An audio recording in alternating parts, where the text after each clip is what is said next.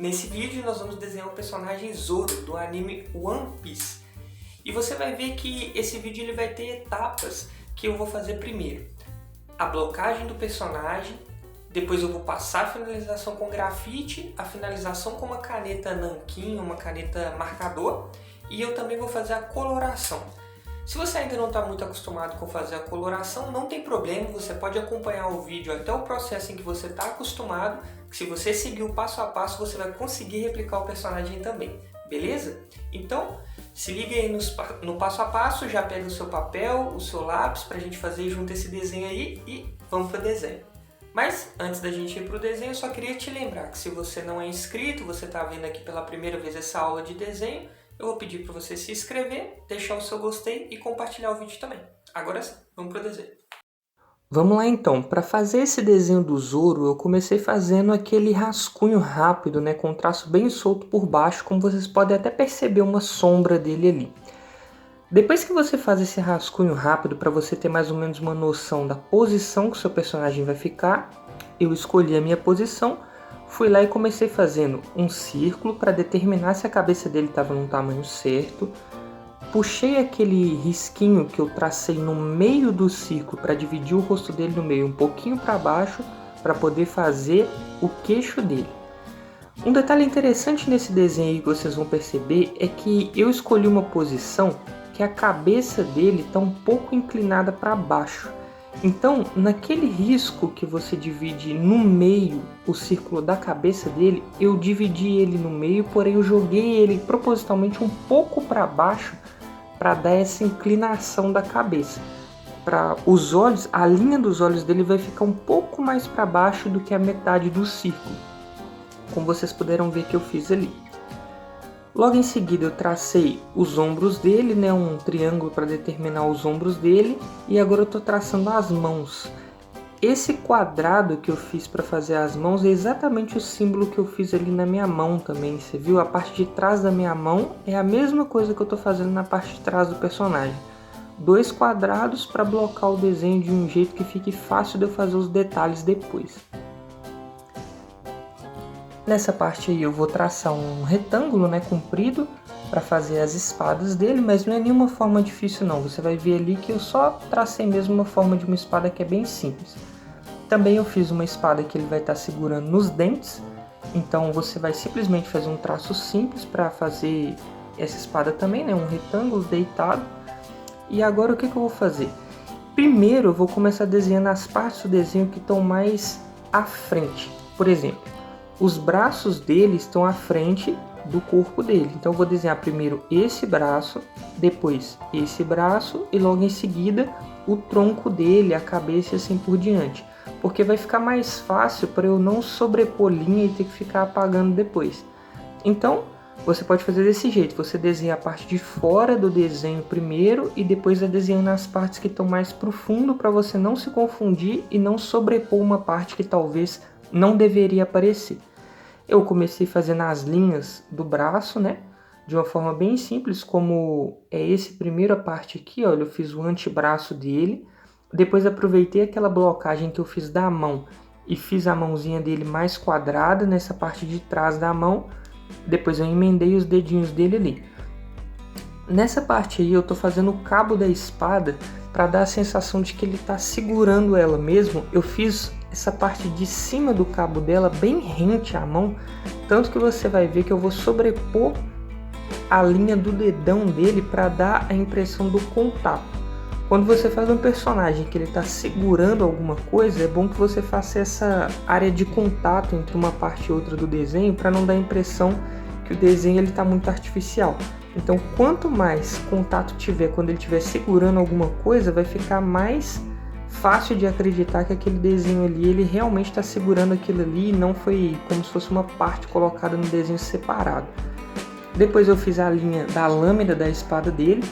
E uma parte interessante é que aquele primeiro traço vermelho que eu fiz da lâmina da espada, ele não ficou alinhado com o cabo da espada. Quando eu fiz o cabo da espada na parte de baixo do desenho ali, você viu que ele ficou num ângulo diferente do traço vermelho que eu tinha feito. E isso que é importante de você fazer um tracejado primeiro com uma blocagem do desenho. porque aí você consegue meio que visualizar o desenho e corrigir, como foi o meu caso aí, se caso for necessário. Eu fiz a lâmina da espada dele acompanhando o cabo. Se eu tivesse acompanhado só a blocagem que eu tinha feito, ela teria ficado torta, teria ficado virada para o outro lado.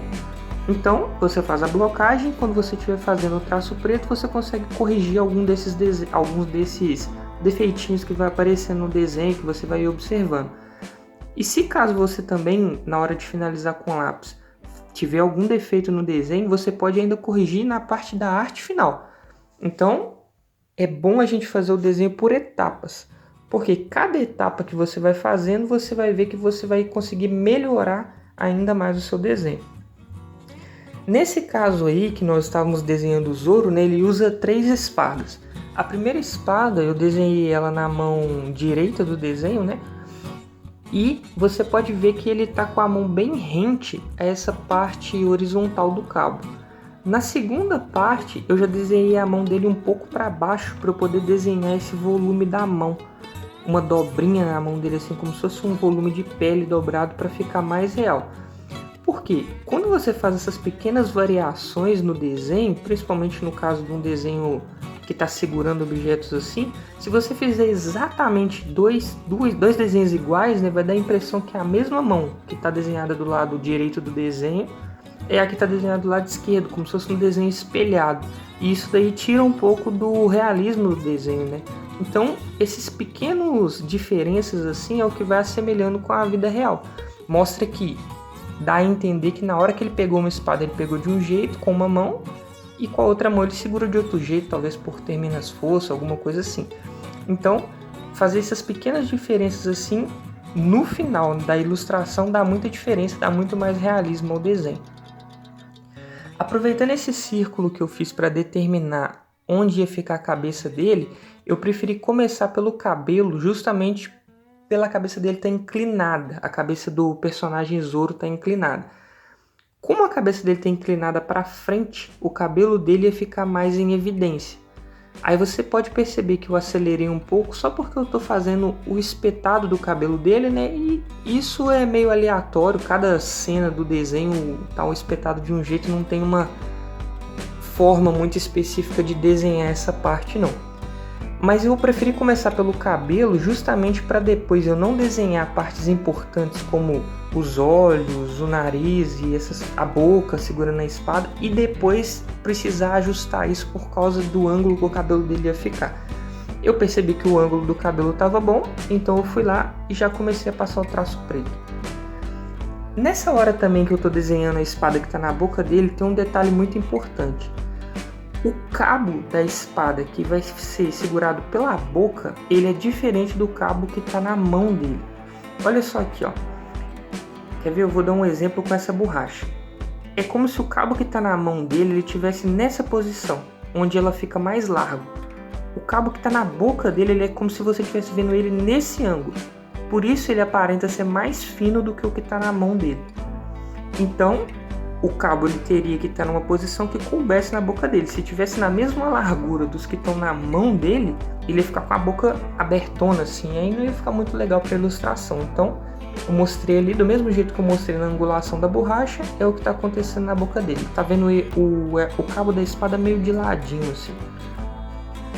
Eu desenhei o cabo da espada por completo, depois eu aproveitei aquela marcação que eu tinha feito da boca do personagem, fui lá e apaguei com a borracha o cabo e desenhei os dentes dele ali na posição de atrito do dente com a espada.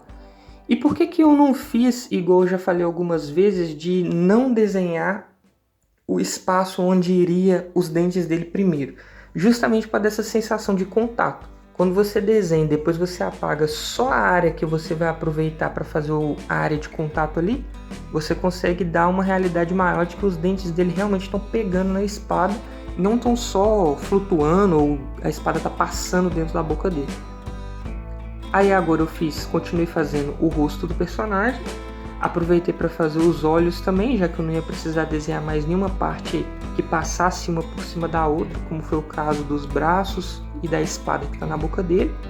Eu comecei pelo olho mais fácil, né, que é o olho que está fechado. Então eu fiz um risco horizontal, fiz a sobrancelha dele que é um pouquinho para cima e esse risco que ele tem no olho, nessa cicatriz. E o outro olho dele também é bem fácil, é um risco na horizontal, que é um risquinho reto, e depois como se fosse uma letra U embaixo do olho. Lembra muito o olho do Saitama, naquela pose dele que ele tá mais calmo, né? Sem ser essa pose que você tá vendo aí no cantinho, quando ele tá mais entediado. Porém, o movimento que ele faz na sobrancelha dá a ele essa pose mais heróica, no caso do Zoro. Mas no caso do Saitama, se você colocasse uma sobrancelha reta ali, ele ficaria com a cara de entediado também. Como ele tá com a cabeça mais inclinada para frente, nesse caso aí, no ângulo que eu desenhei, não vai aparecer o pescoço dele. Vai aparecer direto o trapézio perto da orelha. Mas não quer dizer que ele tenha essa parte aqui, dessa musculatura do trapézio ligada na orelha como aparece em alguns desenhos, não. Ele tem o pescoço dele. Porém, como ele está com a cabeça inclinada para frente, eu não desenhei, eu desenhei direto o trapézio. E agora eu estou fazendo a arte final. Se você tiver uma caneta nanquim, você pode finalizar com caneta nanquim, você pode finalizar com pincel. Nesse caso meu aí, eu descobri que eu estou finalizando com um marcador de CD, que em alguns vídeos para trás eu falei que eu nem sabia que marca de caneta era essa, e aí eu descobri que é um marcador de CD comum, mas eu achei ele muito bom. Então, se você se preocupa muito em comprar materiais caros, em comprar materiais que às vezes nem tem aqui no Brasil, você tem que comprar de fora, sim. Eu já me preocupei com isso também, mas hoje em dia eu acho que não é necessário. Você consegue ter resultados muito bons com materiais que você tem acesso aí, que são baratinhos, principalmente se você estiver só treinando ou se você estiver fazendo por hobby. Esse marcador que eu comprei é um marcador comum de CD mesmo, ele tem uma cobertura muito boa. Ele não mancha também quando você passa e depois você encosta a mão, então você pode ficar tranquilo na hora de fazer a sua arte final. É claro que se sua mão suar muito, é bom você colocar um pedacinho de papel por baixo, até para não sujar o papel com seu próprio suor, mas você pode aproveitar as duas pontas que ele tem aí para fazer uma arte final bem legal, como essa daí que eu estou fazendo. Agora eu finalizei com a ponta, que ele tem duas pontas, eu finalizei com a ponta de pincel, e as partes que precisam de uma cobertura maior, eu finalizo com a ponta pincel dele. Eu acho que eu falei pincel duas vezes, mas eu finalizo com a ponta pincel, onde precisa de maior cobertura, e a ponta de caneta, onde precisa de uma cobertura menor. Esse efeito que eu fiz no cabo da espada dele, que simula aquele metal meio trançado, né? Eu deixei alguns espaços entre um risco e outro para poder fazer. E essa parte da lâmina, é só você escurecer uma parte da lâmina e a outra parte, se caso você resolver pintar o seu desenho, você pinta de cinza. Porque aí ele sempre dá um brilho assim, uma parte da lâmina ela é muito escura e a outra é muito clara. E é isso, esse foi o passo a passo de como desenhar o personagem Zoro. O que você achou? E aí, o que você achou do vídeo ensinando a desenhar o personagem Zoro do One Piece? Eu achei ele um personagem sensacional, eu achei muito legal de desenhar também e eu espero que você tenha gostado também de desenhar ele. Se você tiver alguma sugestão de um outro personagem que você gosta também e você quer que eu desenhe aqui, que te ensino passo a passo, é só você deixar aqui nos comentários que eu posso fazer um próximo vídeo ensinando a desenhar o passo a passo dele também. Mais uma vez eu queria te pedir para você deixar o seu gostei, deixar o seu comentário aqui embaixo, compartilhar também com as pessoas que gostam de desenhar, nos seus grupos de desenho também. Se você tiver conseguido fazer o desenho, você pode me marcar lá no Instagram também, Instagram é canal como desenha. E é isso, está aparecendo o vídeo aqui do lado agora, é só você clicar nele para você ver mais um desenho.